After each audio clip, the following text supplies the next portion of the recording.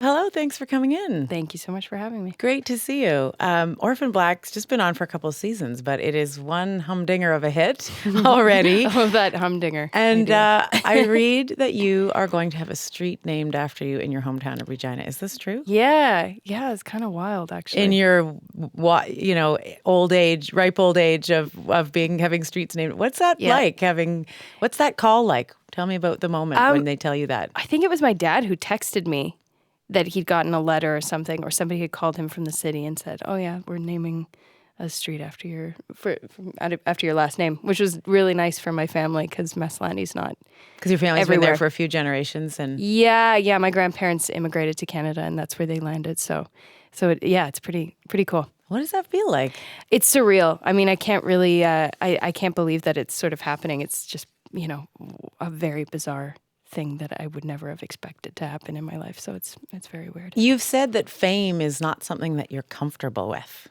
Tell me why you say. What is it about that? I mean, I don't feel connected to the idea of it. It doesn't. I know that our show is seen by people, but it's not something I've ever sought out, and it's definitely not something I feel is I'm experiencing. People sort of want to put that on you, I think, when there's some kind of visibility or success to a show that you're doing. But no, for me, when we shot this first season, it was just about how do I deal with this challenge and how do I explore it in the most playful kind of open way, and how do I enjoy it and tell these stories and defend these characters, and not who's going to watch it or what's it going to look like in the end. It was just really in the moment.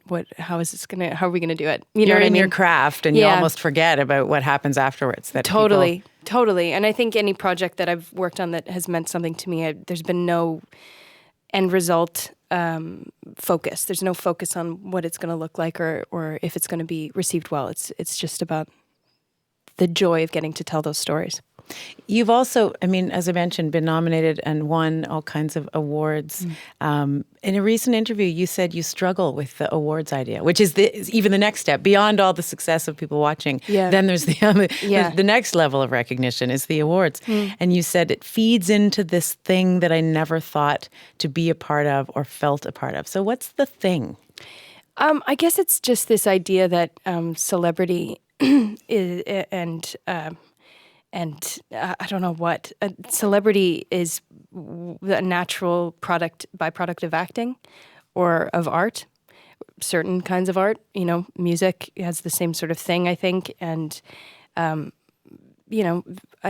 don't understand the connection. I don't know why that has to be part of it. I don't think we're doing anything that warrants that kind of visibility and that sort of adoration. You know what I mean? I think that what we do is more private and personal than that, and it's weird to have it based. That it becomes based on accolades, or it becomes sort of the merit you receive, the awards or whatever equal the success of the product. You know what I mean? Or the process. I don't know. It just doesn't make sense to me. It's odd. But you've got accolades and fandom in spades. I mean, the show's critically lauded, but Orphan Black has major fans. They live tweet every episode. As I mentioned, there are people who meet up in the group's honor. There's Orphan Black fingernail art. Yeah. Was there a moment when you realized that this was, in spite of your desire to focus on your craft and on juggling all your characters, was there a moment in particular that you kind of realized, wow, this thing's really taking off? I think it was going to Comic-Con the first season, walking out into our first panel that we'd ever done. None of us, Jordan Gavaris, Dylan Bruce, and I had never done a panel at Comic-Con, and to walk out and have this sort of wall of love come at you, it was really overwhelming. We were all kind of like trying not to cry because it was just amazing to finally meet the people who are watching the show, and to feel that sort of response. Because in TV, you're sort of working in this bubble, and you just sort of, you're in a studio for 4 months and you don't realize that anyone's going to see it. So to have that response felt way more personal than any kind of other thing, And we got to speak with them kind of on an individual basis and hear stories about why they connected to the characters or why the characters meant something to them or allowed them to be themselves. And that's really encouraging. And what did you hear? I mean, what do you think it is? Whether based on what you heard from fans at places like that, or just your sense of why people are so passionately connected to this show? I think the writing is really...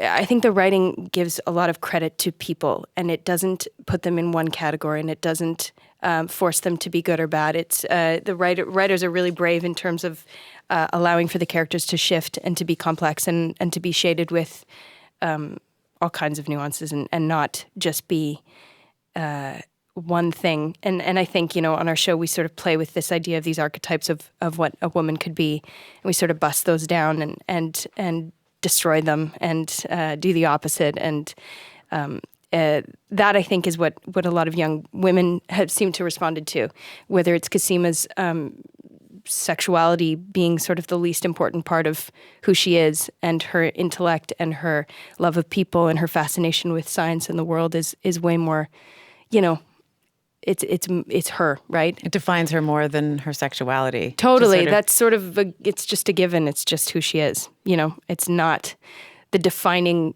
feature of her. She's way more, there's so many complexities to her. So would you call it a feminist show?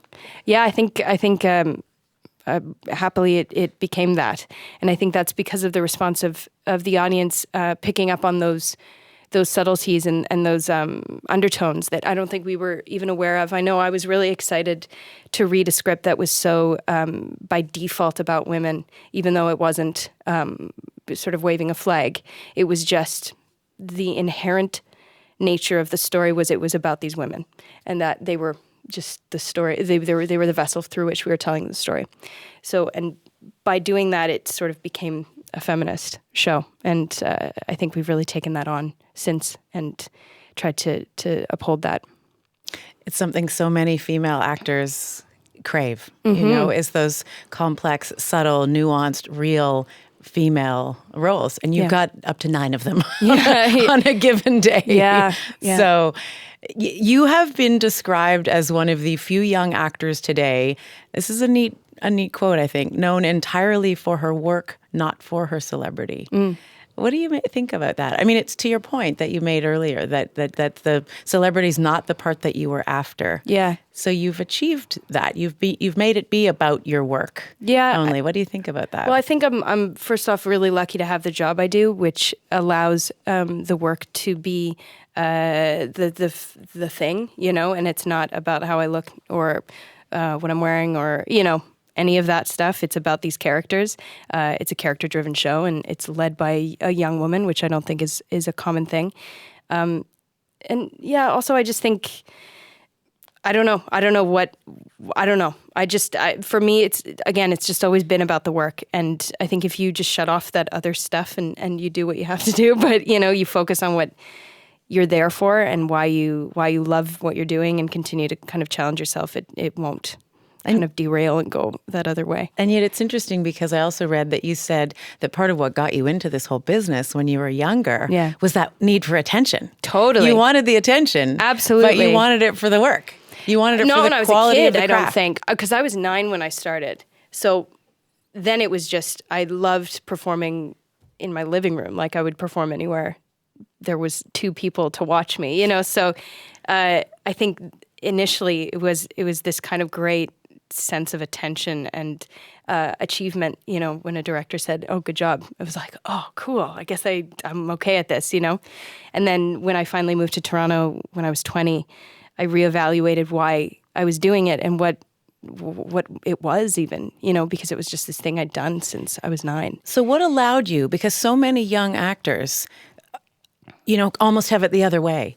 So many people who become successful and are drawn to that attention at a young age get pulled in that direction and maybe get a little bit lost. What do you think allowed you to be anchored in a focus on the craft and on the work and let the celebrity be what it may? I've had amazing coaches. I've had incredible coaches who've like scared me to the point that I'm like, oh God, I need to know what's on the other side of this fear, whatever I'm hitting up against as far as acting goes. Acting coaches that scared you about the craft? Yeah, that just sort of shook me up and made me realize that there was so much more than I was willing to explore. It just interests me more. There's just so much more that gets me going about going into an acting class and delving into something or bumping up against something or working with cool people than trying on a dress or walking on a carpet and talking tweeting. Or because tweeting, your Twitter account is not that personal. No, I'm terrible at tweeting. I definitely will just retweet music videos if I could. Do you get pressure though everybody's getting pressure. Social media is the way to go. Yeah. Do you get pressure from the industry, from fans, wherever to come on, give us a little more of you? Yeah, I guess so. But that's mine to give, I guess. So you give what you feel comfortable with, and you figure that the rest that they're going to get from you is the work they see you doing. For sure. And there's just so much already that they have access to, that everybody has access to. We all have access to each other's lives right now to such an extreme degree. Facebook and all these things, that allow people in. And so what do you hold back? Public. What do I hold back? What's important to you? I'm going to tell you all the things right now. I thought I'd try and slide that in and trick you. It was good. It was like, yeah. So looking into the future, do you have, because you are a young enough actor that it's probably fair to think that there are actors further down their career path whose trajectories you might have considered trying to emulate? Is there somebody who, or some more than one actor whose career you'd love to? There's so many, but the one who always sticks out for me is Jenna Rowlands, just because of her bravery and her kind of, she's just so singular in her weirdness and her boldness, and the work she did with her husband was so revolutionary, and I don't think they could know what impact it was going to have on future generations of filmmakers and actors, but it just, to me, his Cassavetes' work and his work with her especially is just that's the epitome to me of of bravery and longevity and continuing to bust the sort of conforming way of making films.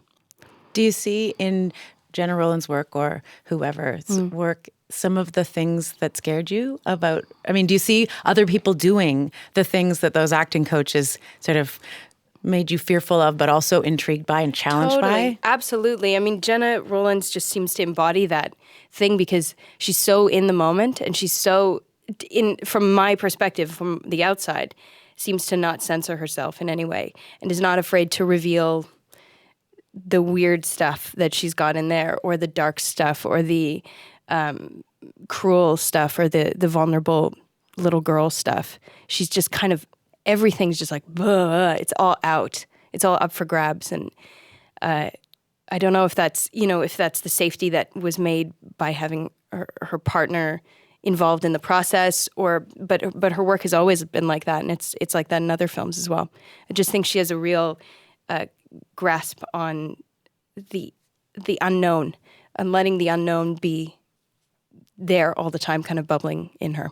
So as a student of the craft, as one who studies acting to the degree that you do and takes your craft as seriously as you do, what's it like going to the movies? Are you always observing other actors and wondering, is she really in the moment? What's she tapping in here? Or do you ever just kick your feet up and watch a movie? Yeah, I love watching movies. I've watched about 6 in the last week, and I'm such an audience member. I don't know. I can't predict what's going to happen in a film. I never know who's the red herring or whatever. I never know any of that stuff. So I'm totally an audience member. Oh yeah, absolutely. It's more the technical stuff of filmmaking that I kind of start to see from having done films. I can see continuity things, or I can see cuts, or I can see, or watching Birdman. Just fascinated with the one shot thing, made. The way it was made, and these kind of long takes. And I am aware of the cogs, but it doesn't stop me from enjoying movies. All right, I got to ask you, for the rabid fans listening. Okay. I know that you have a playlist for each of your roles, a music playlist for each of the roles you play on Orphan Black, and it sort of helps you get into character. You put your headsets on and sort of play the playlist for whomever. Yeah. So, rapid fire. Yeah. I'll hit you here. Yeah.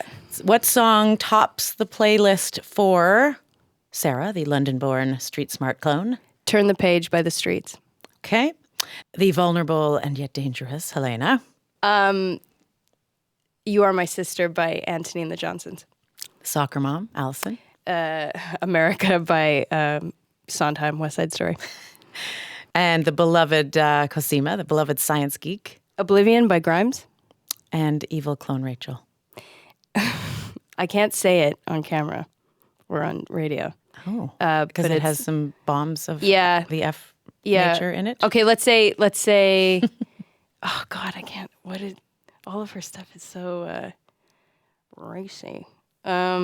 Explicit. It's just name any R&B track from the 90s. Okay, very nice. Well, so great to meet the real you. Thank you. The one and only. Thank you so much for coming in, and all the best. Thanks for having me.